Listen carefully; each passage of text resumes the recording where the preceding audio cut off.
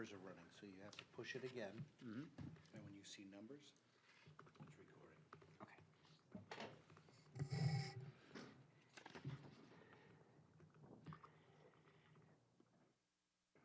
Good evening, everybody. I'm going to call this meeting of the Substandard Living Conditions Committee to order at 7 p.m. Oh, sorry, 7:01 p.m. Clerk, could you just call the roll? Alderman Tom Lopez, Here. Alderman Ernest Jetty, I'm here. Alderman at Large Brandon Laws. Here. Alderman Jan Schmidt and Alderman Linda Harriet Gathright are not here. Alderwoman Gathright did inform me that there was a meeting at the state, there's a meeting she had in Concord she had to attend. It's possible that Alderman Schmidt is at the same meeting. Also, just for the record, everybody who's watching, I referred to Alderman Jetty as the clerk, but he's performing the role of the clerk. He's actually vice chair of the committee, so just out of respect for that. Mr. Chairman, also present is Bill McKinney, Building Department Manager. Thanks. Mr. McKinney, do you want to come up and grab one of the empty seats here so we can have a discussion? Please do that. Please. So our only agenda item here is to discuss the building department and basically what its role is in making sure that buildings are constructed and safe for occupancy when we have the opportunity to prevent any future substandard living conditions. Do you want to give a quick overview of your department and how you implement that? I could. If you'd like, I do have handouts. Oh, sure. Thank you. I'm sure we can attach copies of those to the minutes as well. Thank you very much.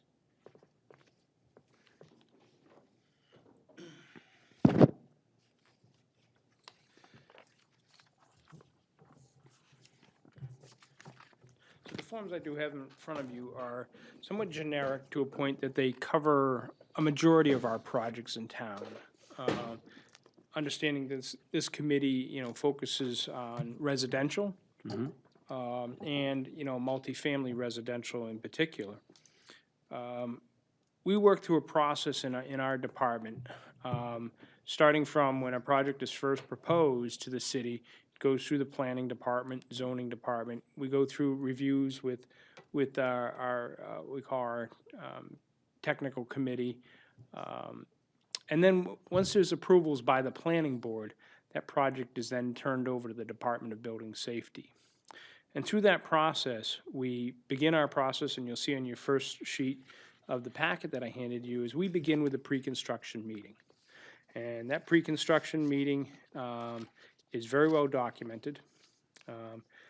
And we include in that construction meeting the general contractor, the construction site supervisor who will be in charge of the project, who's going to be our primary contact, the architect, and all of the subcontractors that will be on the project. So your site contractor, electrical, mechanical, HVAC, which is your heating and cooling, any of your air exchange systems, plumbing, and then we also have fire stopping contractors on occasion.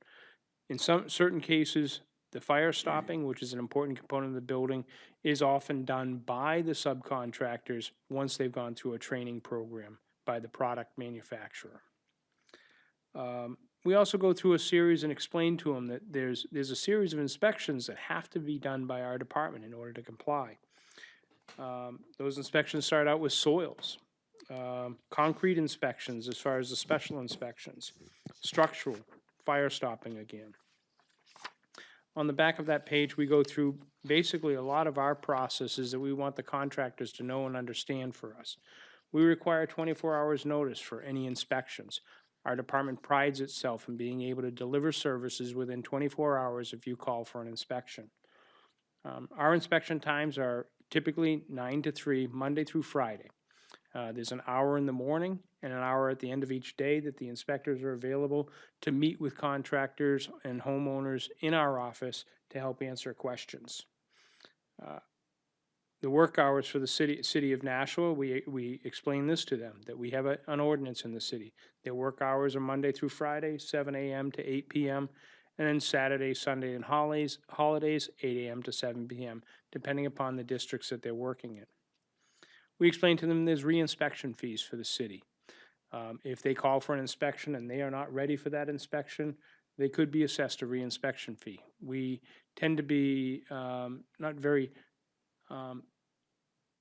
heavy-handed on that, and we like to give, one strike or so for them, and, allow them to make a mistake, but educate them. But if it's a continuous problem, then they'll be assessed reinspection fees at $75 per inspection.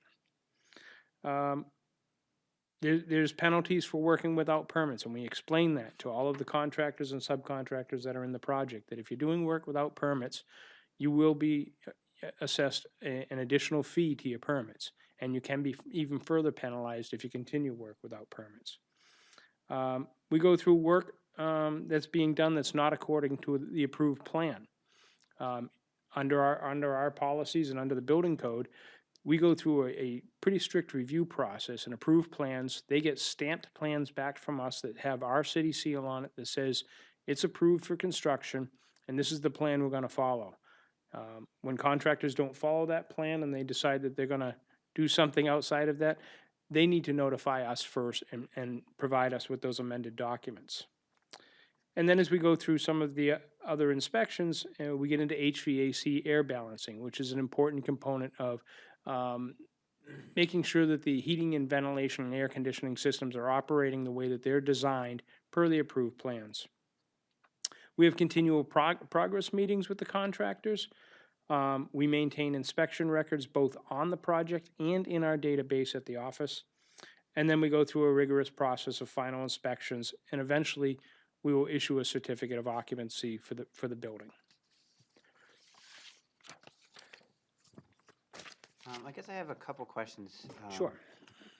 Just before we get too far ahead, because I know you have additional documents to go through, but I guess my first one is with the permits, since it has been quite ubiquitous in the news and in public comment, are those captured and then used to do immediate reassessment of value, or is in the case of just building a new building, is that more just to make sure that there's qualification to do the changes?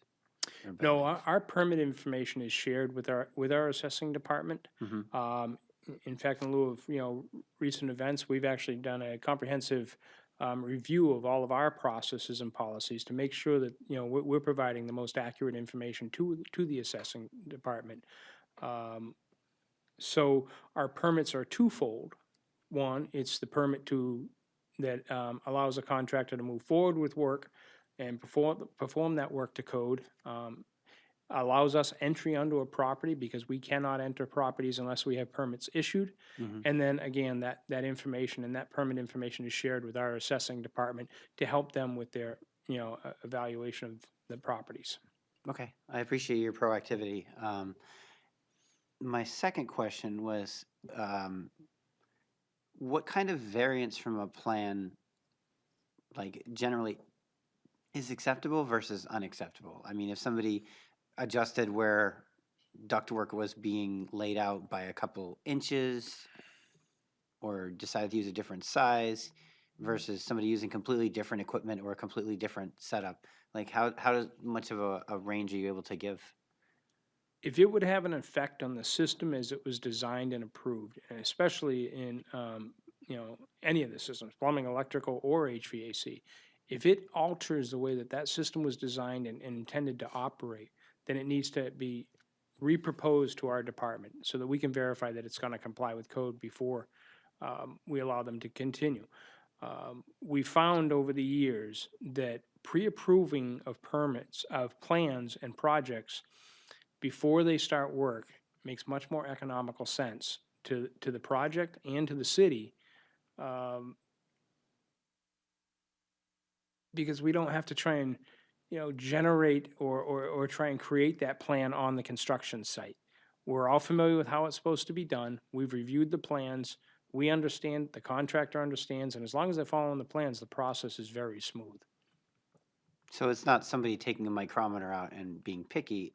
You intervene if there's a major flaw in the overall result. Exactly. If it's gonna alter the design of the system, any of the systems, it's an important aspect that we would have to have resubmittal to our office.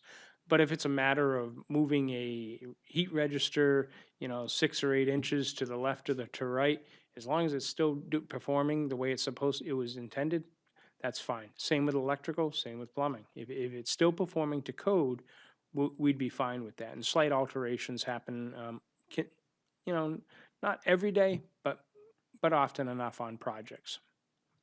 So I just want to state for anybody who might be watching that this discussion should be taken in the context of the city's, this is an important responsibility of the city. The department is called Building Safety for a reason. Like, we're not just the government trying to make up rules. Everyone's going to wear blue shirts on Tuesday. We're trying to make sure that the city isn't later on in an awkward position of having a building that becomes unsafe, a threat to residents, or a large number of people that are displaced because a foreseeable accident happened. Scenarios that could cost the city a lot more, that could cost developers a lot more, and could very, very badly impact the individuals expecting the city to maintain a reasonable amount of propriety. That's what we're talking about. Correct. Yes. The Department of Building Safety, I believe, is an important partner in the process.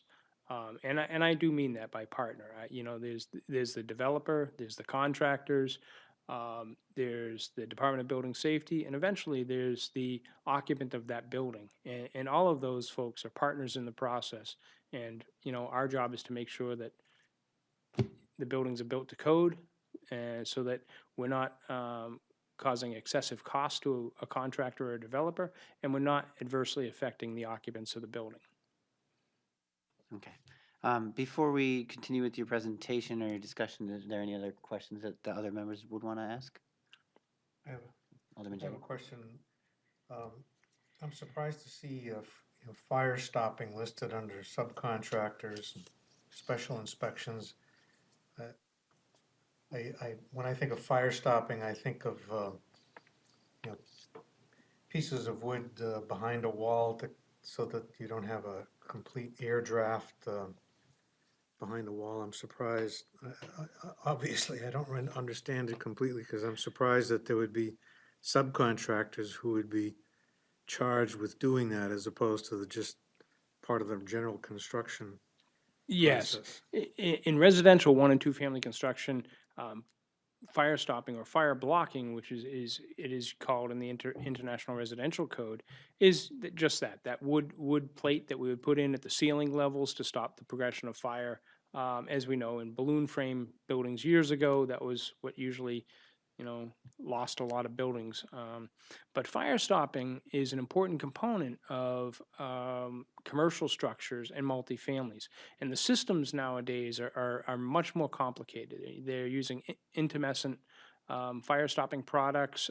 They're using fire blocking. They're using fire rated insulation. Mineral wool is one of the trade names for that. So there's many systems that are out there, and what the design of that is so that you're always protecting the escape path, the egress path for the occupants of the building.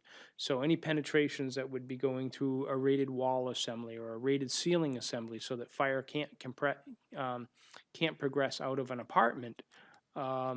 There would be specific fire rated systems, and they're actually engineered systems now that we could have a book that thick, we could have a book that thick, depending upon the project, of the systems that were in there.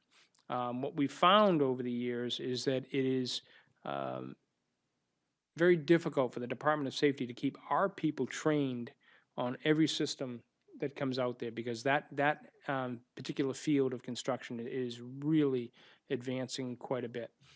So that we do require special inspections for fire stopping, and there's actually companies that they go out and inspect, and they do minimally destructive inspections and make sure that every hole in that building is sealed so that it stops the spread of fire, and more importantly, stops the spread of smoke. There's been plenty of studies that have come out, and in fact, back in the 80s, if you recall, there was the MGM Grand Fire in Las Vegas, where most of the people that died in that fire were far away from the fire in the building, but they became deceased because of the smoke transmission through the building. So fire stopping done properly stops the spread of fire, and it also seals off those holes and those penetrations to keep the smoke away from the occupants. Thank you. You're very welcome. You want to continue? Sure. We have, plan requirements. And on our next sheet that we have here, now this is a packet that what I've given you is that we hand to each developer that comes to us, and we have a pre-construction meeting, and we go through this. And we go through the process of what the plan requirements are for the department.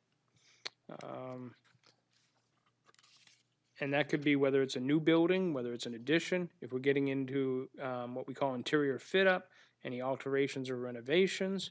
We also give them all the information of all the other city departments that would be involved in that. And I do believe I missed on our pre-construction meetings, we also include any of the other city agencies that would be involved in this project. They attend that meeting as well. I believe it's a very good meet and greet so that we can build a professional relationship right from the start, so that, you know, the contractors and the subcontractors all know who they're working with on the project. And it seems to work very well as far as having a very good open line of communication. And beyond plan requirements, what happens from that process, once they bring us in the plans with all of the requirements met, we go into a plan review process where we review all the building plans to make sure that they're going to comply with code, egress components, making sure that the structural reports are there, making sure that if they have fire stopping systems that they need to have designed in the building, we have those designs. We also go through a review process of all plumbing, electrical, and mechanical systems that are in the building, and those two will have separate plans. As far as our required permits, you see there's quite an extensive list. But the most common permits that you're going to have is we have our combination land use building permit. And that's all for all new construction, additions, tenant fit-up, change of use or occupancies, and all the reasons you would need a permit are listed there. Driveway permits, which are listed by the Department of Public Works. Electrical permits, gas piping permits, mechanical permits, plumbing permits. Those are the standard permits that you would have on any new residential multifamily dwelling. And then we have our list of inspections. And our inspections start right out from the get-go. Is most times they'll put up a temporary electrical service, which our department will check to make sure that it complies with code and is safe for anyone using that. We have rough electrical inspections, there's frame inspections, there's rough plumbing, rough mechanical.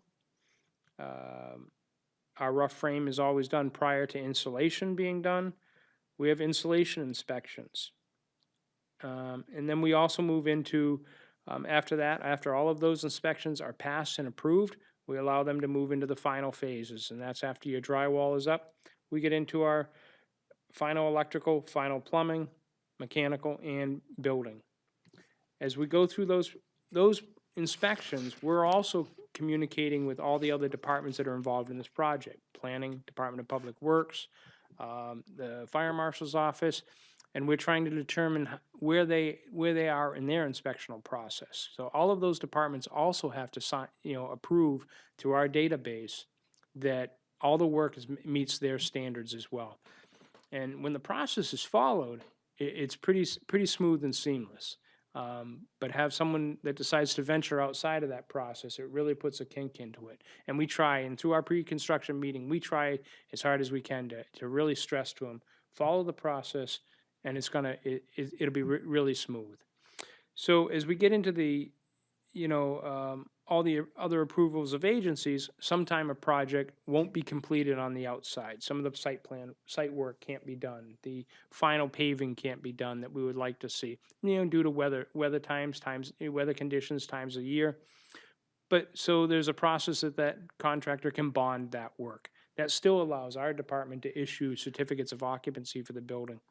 And as we go through the certificate of occupancy, after all the inspections are completed by our department and any of the other agencies involved in that project, whether it's DPW, fire, planning, zoning, when all of those are passed, we can start issuing certificates of occupancy.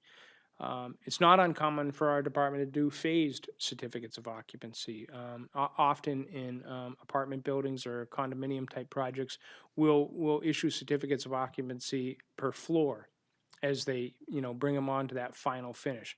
And by final finish, I mean, the floors 3 and 4 could be completely done, but they're still doing carpeting on the first floor. But as long as the egress components are complete and all of the fire alarm systems and fire protection systems are in place, we'll allow them to start gradually occupying that building by temporary certificates of occupancy.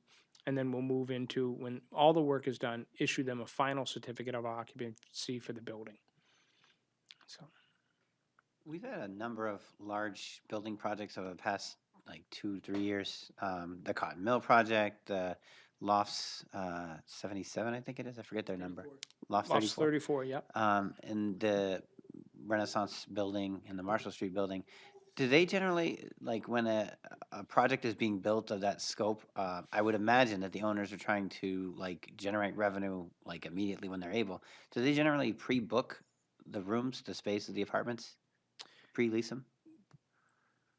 It's not uncommon for them to start having lease agreements based upon communications to our department, as we all understand where they are in the inspection process, and it does. Again, it becomes a very good partnership where we know where we are in this inspection process. We help to guide them. We help to let them know, hey, you might be missing an inspection from Public Works that you're going to need before we can start issuing. So through that communication, yes, it's not uncommon for those developers or the owners of those properties to actually start pre-booking in anticipation of a move-in date. So you have to be very discerning when you're doing your final inspection because you know people are coming in. Mm-hmm. You know that there is that anticipation and that people are basically impacting their own housing arrangements to do that because no one like just is manifests themselves when it's time to move into a place. They're living somewhere already. They might be living with family or friends or something like that, but they might also be renting at another location. And if they're expecting to move in at a certain date, they may communicate that they are planning to move out at the place that they're at. So that, I can imagine that you wouldn't lightly just, this one isn't quite good enough. We're going to have to ask you not to, it's not occupied, you can't be occupied right now. You have a very careful procedure for that. We do, and we don't take delays in occupancy of buildings lightly. If we've been forced into a position where we would need to delay the occupancy, it's because the building doesn't meet the minimum code requirements for life safety. Health is another one that could prevent that. If ventilation equipment is not installed, not operating the way it should, then again, that's a problem. You could if you're not exchanging the air properly in a building, you could end up with a sick building pretty fast. So there's and obviously if it's not exchanging air correctly, it's not heating and cooling correctly. So you're impacting the occupants of the building as far as the costs that it may be, adding up to them as far as being able to heat their unit. So there's a lot to it when the minimum code requirements are there, and we don't take it lightly. We believe, through the good communication process and through our inspection process that we're pretty good about meeting all deadlines. But occasionally, there's a communication breakdown or a process breakdown, and on the contractor or developer side that ends up where we are in a position that we have to delay the certificate of occupancy. And I mean, on the city side, nobody wins with an empty building. Like, we're not collecting taxes, there's no revenue coming in, its value isn't increasing. The overall housing stock has been like an area of great concern over the past year because there wasn't enough of it. I know particularly the mayor has been very aggressive in terms of like, we need to make it a priority to bring in new housing stock and new opportunities for people to live, because people don't have places they can move to. Prices are going up, and that also puts pressure on your department. I have seen in the past few years, because when we get concerns about substandard living conditions or structural issues or roofs that are leaking or that kind of stuff, you're doing your best to make sure that that building is safe, but those building owners are being given expectations that can reasonably be met. Absolutely, yeah. I think, and again, through our pre-construction process and meeting process, I think, all of our expectations are very clear. And, one of the biggest, messages we try and get is that good communication is really how we get through the process and we meet deadlines. If something happens on a project that needs to change, if they're communicating with them, we'll work with them in any way we can so that they still meet their deadlines. When we have the breakdown in communication and we're not involved in that process and we find out about it at the end of the project, that's where we start getting into delays. And the breakdown of communication isn't always there's several parties involved here. There's the building owner, there's probably a building operator, but there's also mentioned here a number of contractors and subcontractors, Absolutely. and they're all working in concert. Mm-hmm. I cannot imagine how upset a building owner would be if a contractor dropped the ball on a major part of the building. Pretty upset occasionally. Do other members of the board have questions or discussion? I have a question. So from dealing with with your department on other issues, I've been told that your department Ernie. and I'm sorry. I don't know why I yelled. He just yelled, so I yelled. But he can't hear. He can't hear you on the microphone. sorry, can you hear me now? Okay. Thank you, sound guy. You're good.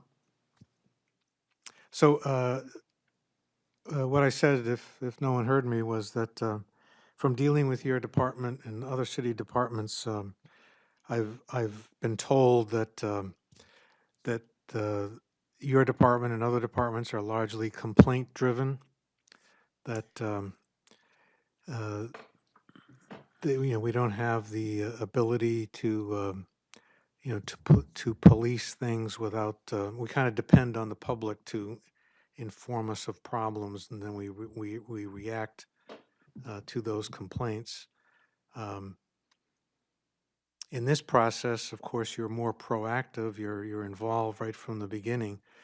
But when it gets to the point where the building is complete, and like Alderman Lopez said, the tenant has given notice at another place, and he wants to move into the new place, and for whatever reason, a certificate of occupancy is not granted.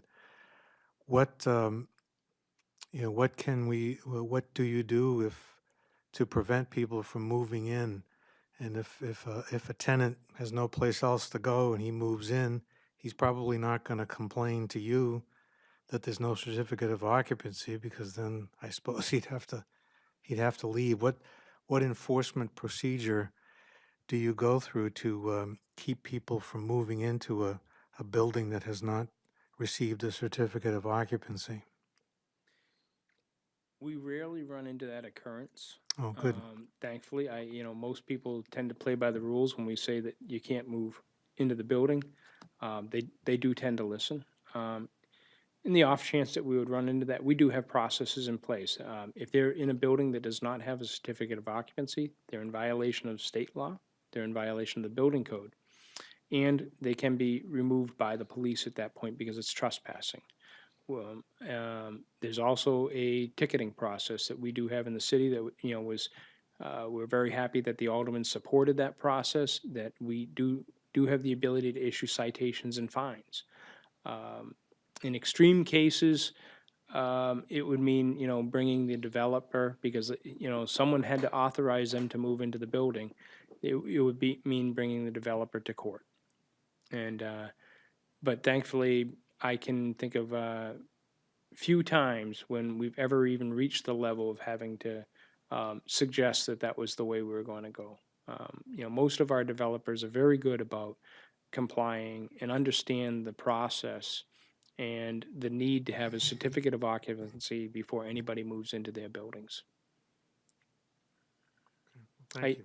I feel we have a very good professional and very good working relationship with the majority of our developers in the city. They are very professional, and as much as you'll hear that sometimes the codes are a nuisance, they all understand the process. And I think they understand that, we do our best to work with them because we understand that, time is money, when you're working in this industry.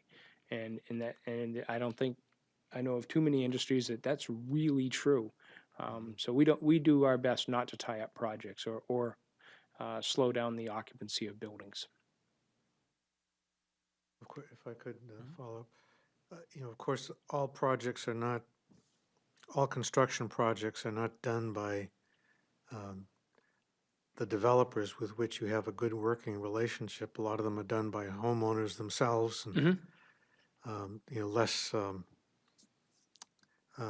less aware of all of the requirements, and more apt to try to occupy a building without a proper certificate of occupancy. But in those cases, you feel you have the tools you need to deal with that? We do. In those rare occasions when that does happen, we change from what I like to say is our role of enforcers or administrators to educators. And, homeowners are often don't understand all the processes that are involved, the permitting process, the inspection process.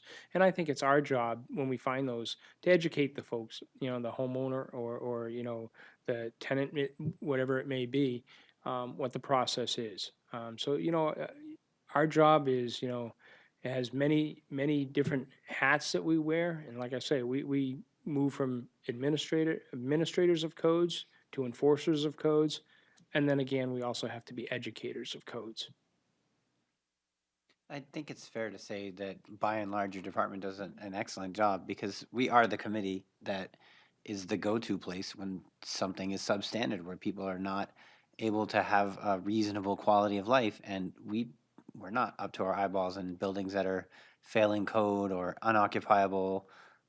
There's a lot of buildings in Nashville. It seems like most of them are being maintained, and the owners are using the departments as a resource. If any private homeowners might be watching this or planning renovations, I would encourage you to check with the building department, because this is not written in like legalese. It's not overly complicated or convoluted. It explains exactly what it is. It lays out steps. I'm under the impression that the building department is a great resource for problem solving. We try to be, and all of our information that you have, we have information for residential dwellings, 1 and 2 family for the homeowners. As you can see, you were given black and white copies to save cost, but we do have all of ours are color coded. I see how it is. To help you understand that, what the differences are. We have those in place for commercial construction, multifamily. We also have them for single and 1 and 2 family, and all of our information is available on our website. So that, homeowners, if they're looking for that information, it's there, it's free, they can print it off, they can read it. And we're very open to providing any information we can. If they want information and they can't find it, they can always email our department and we'll send it to them. Well, I appreciate the frugality. Our board was obsessed with goldenrod for some reason for the longest time. So, this gives a great understanding of what your department does. It seems very straightforward and understandable, and I appreciate all the work that you're doing. Nope, I thank you, and I thank you for the compliments on our department. I think it's important to stress that, our department on the building safety side works on all of your new buildings, renovations, alterations where you need permits. But we also work very closely with our code enforcement department that does an excellent job administering the housing regulations for the city, as well as does our fire marshal's office, and health. Those 4 departments work very closely together, and we do our best to make sure that, you aren't inundated with housing complaints at this committee, because, we take pride in making sure that the city is safe and that we're providing good housing to the people of the city of Nashua.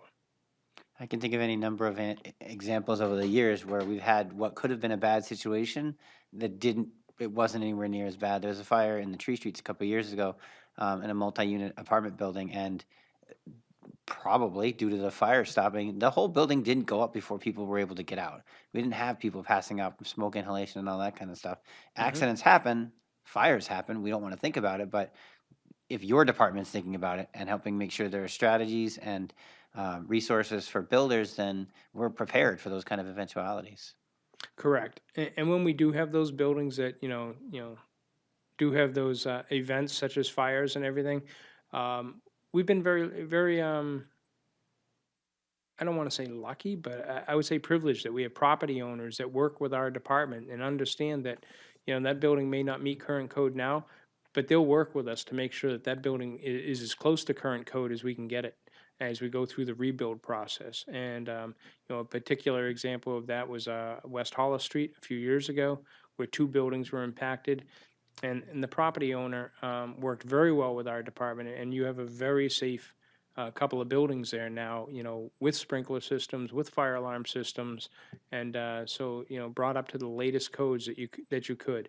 And that was an excellent, again, I'll use the word partnership with the city and the property owner, doing what we could to provide safe housing in the city.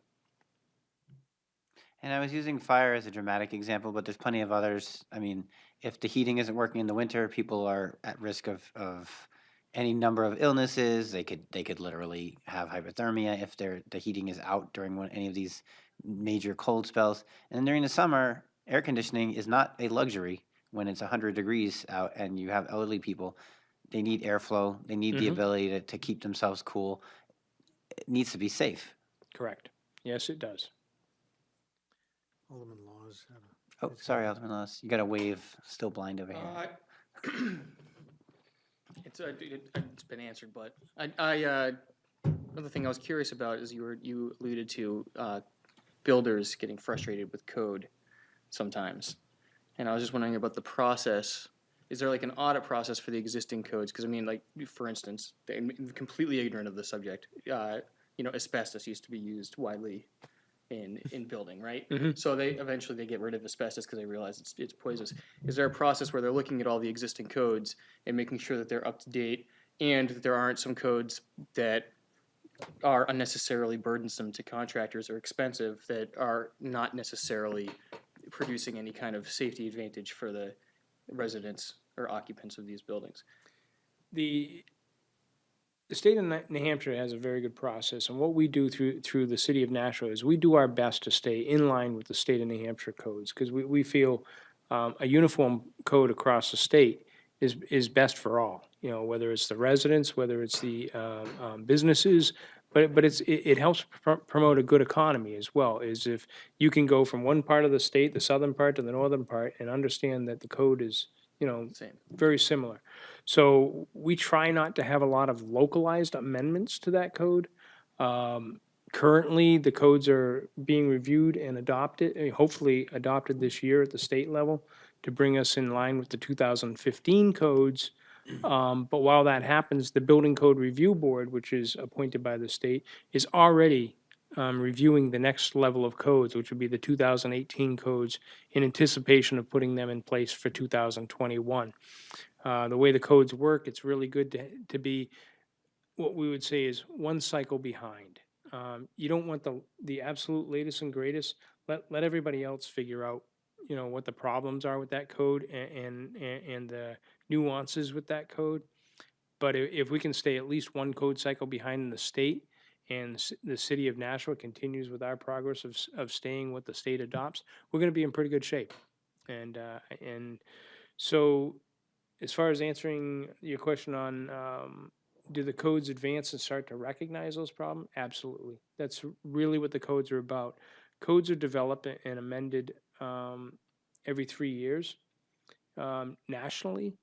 A new code, a amended code edition comes out, and what that amended code does is recognize the latest disasters, the latest technology in the building industry.